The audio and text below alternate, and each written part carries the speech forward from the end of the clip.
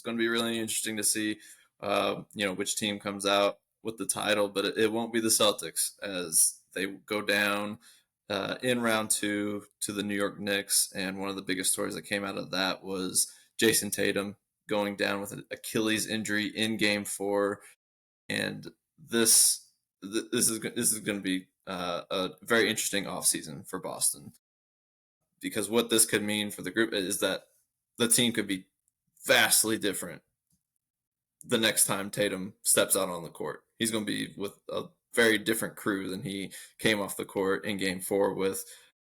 In that game, he did rupture his right Achilles tendon on what was a non-contact play. He knew it immediately, and he was pretty broken up about that. Just seeing him coming off the court there. His surgery was successful, but it will be a long road to recovery, and he most likely will miss all of next season. I really wouldn't try to bring him back too early. It's kind of reminiscent of KD's Achilles injury in the 19 finals that pretty much sidelined him for the entire following season. But if you look at the Celtics right now, their current payroll for next season is on track to come in around $225 million, which would mean a tax bill next year of almost $280 million. The combined potential $500 million total price tag, that would be a league record. With the new ownership incoming, along with, we got aging vets on the team and Al Horford and Drew Holiday that most likely will be gone, as well as Porzingis next year, because I didn't see much out of Kristaps during the playoffs. He didn't seem as much of a factor as we were hoping he would be. And there's a potential that they move off Brown as well. I'm just not sure what they will do with him. Tatum is locked in with his contract, but he will miss substantial time, which could ultimately accelerate this rebuild. Like I said, be a very different team when Tatum steps on the court. And if they don't have him next year, like I said, it could accelerate the rebuild, because if they're not doing well and he's not out there, they might as well clean house. But it's just crazy how quickly championship windows close in professional sports. Would go retool rather than rebuild. So yeah, like you said, their money situation's hilariously awful right now. Yeah, they're $73 million above the cap going into next year. Horford and Cornette are your free agents, and so I would be very shocked if either of those guys are back. Cornette actually did pretty well. Like he's probably gonna get a good contract from somewhere, because I thought he played decently. Porzingis had some sort of illness that I don't think was reported on very well, because it seemed to clearly affect him at some points. And I don't know. Hopefully he wasn't playing 100%, because if he was, then yeah, he may have hurt his chances at getting another deal somewhere, a good deal somewhere. But if I was Boston, I would consider next year a retool year, where as long as you have Tatum, you can't call it a rebuild, because rebuild is where you get rid of everybody. This could be like a Spurs year where they had Robinson and then he went down, and then they tanked and got Duncan. But I think they'll still have Brown, because Brown's contract is he's getting paid. He might be the highest paid player in the league. Maybe he signed that really big contract. So yeah, to me, to clear up salary cap, Porzingis needs to go. I would say Holiday's probably gone, and you could probably get a decent package for him trade wise, because a veteran guard with that can play defense. Multiple championships. Several teams are going to go after that. Derek White's an interesting one. I feel like he's really valuable to the Celtics, and I feel like if they can keep him, they should. But yeah, they're ceiling next year without Tatum and with just Brown and possibly White running it, and maybe Pritchard if he's still around.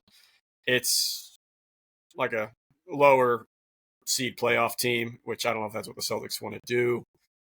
But yeah, nowhere near a contender or anything like that. So yeah, to me, you just get new guys in there, have them gel for a year, whatever the results are, you just roll with, and then just add Tatum to that mix the following year, and hopefully fully recovers from that injury, and you're right back into the top of the East again.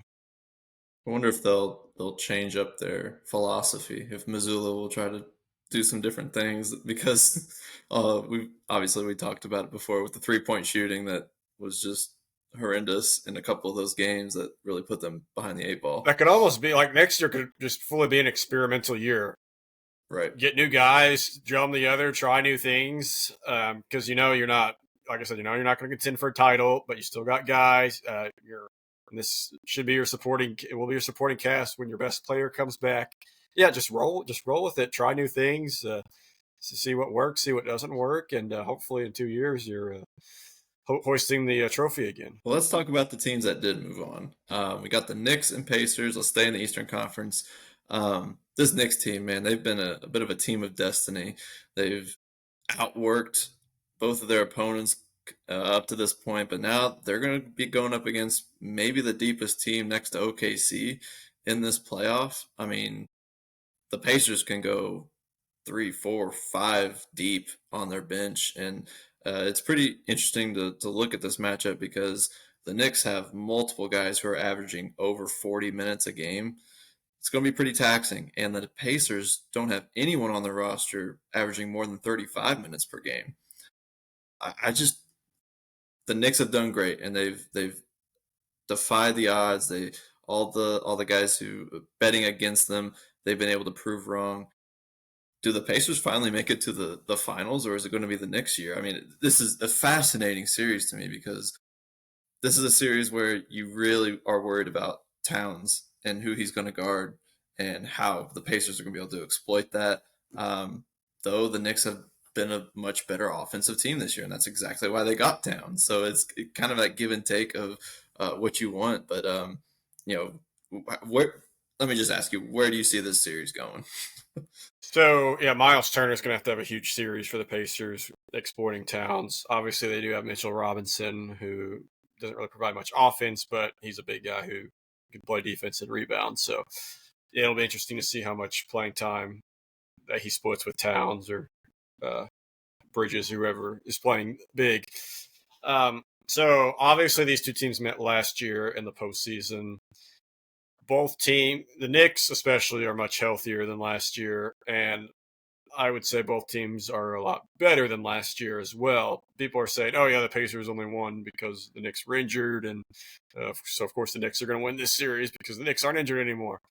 Well, And a lot of that same narrative is following them into this playoff as yes, well. but I do. The Pacers are much better this year than they were last year. I agree. Plus they have experience. So yes, several Knicks guys play lots of minutes. The Pacers, if you watch the Bucks and the Cavs series, the Pacers are so deep, and you could just tell they just wear teams down. That's why they came back in Game 2 against the Cavs. That's why in Game 5, when the Cavs got to the big lead, you knew that this game's nowhere near over. And sure enough, by the third quarter, you saw some of the sloppiest offense you'll ever see in an NBA game displayed by the Cavs. Just I think fatigue and just not just the Pacers are so tiring to guard. It's hard to figure them out. Now, you might think, okay, the Pacers can do that against the Knicks, and they kind of did that last year, but like I said, the Knicks were hurt, so they were down a lot of guys. So it was easier to wear them down. Now they still don't play a lot of guys, but you could see a guy like Towns starting to wear down by the end of the series if this goes long, just from the Pacers' fast, smart offense. But one guy that the Knicks have this year that they don't have last year is Mikal Bridges, and he is arguably the best conditioned player in the NBA. Like he plays every game, he plays so many minutes every game, um, and he's just a great all around player. So I think he won't go down without a fight if like the Knicks start to wear down throughout the series. Um, it's going to be rocking environments in both arenas. We talked about last week that the Knicks, for some reason, had bad home court advantage, that they were losing all their home games. They won 2 in a row, so Madison Square Garden's back to being a good home court advantage. But the Pacers won Game 7 there last year, so the Pacers won't be intimidated by it. Fascinating series.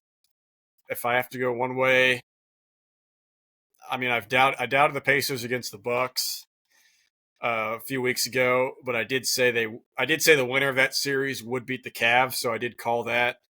But I thought it was going to be the Bucks. So I'm debating if I want to doubt the Pacers again so they can prove me wrong because I am a Pacers fan, but I'm just going to ride with the Pacers. I think the Pacers get it done in 6 games. It's tempting to say 7, but I think if in Game 7 will be at Madison Square Garden, and Game 6 would be You at want to get Cambridge. that done in 6. I think they get it done in 6. Yeah. Yeah, I think if you are the Pacers, you want this over quickly because as much as the Knicks players play each game plus 40 minutes, once you start getting later and later into the series, you start to um, the Knicks and their fans start to get a lot of hope because they're just they're the ultimate underdog team that has continued to have success in this tournament.